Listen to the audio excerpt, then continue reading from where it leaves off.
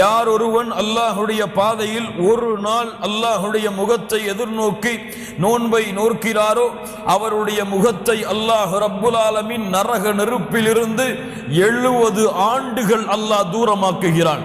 லா இலாஹ இல்லல்லாஹ் ஷஹ்ருஸ் ஸியாம். அல்லாஹ் ரப்புல் ஆலமீன் அந்த நோன்பின் மாதமாக இதை ஆக்கி இருக்கிறான். அல்லாஹுடைய தூதர் முஹம்மது ரசூலுல்லாஹ் ஸல்லல்லாஹு அலைஹி வஸல்லம் சொன்னார்கள். இமாம் புகாரி ரஹிமஹுல்லாஹ் பதிவு செய்கிறார்கள், அபூ ஹுரைரா ரலியல்லாஹு அன்ஹு அவர்கள் கூறுவதாக, மன் ஸாம ரமதான ஈமானன் வஹ்திஸாபஹ் غفر له ما تقدم من ذنبه. யார் இந்த ரமதானுடைய மாதத்திலே நோன்புகளை நோக்கிறார்களோ அவர்கள் முன் சென்ற பாவங்கள் அனைத்தும் மன்னிக்கப்படுகிறது.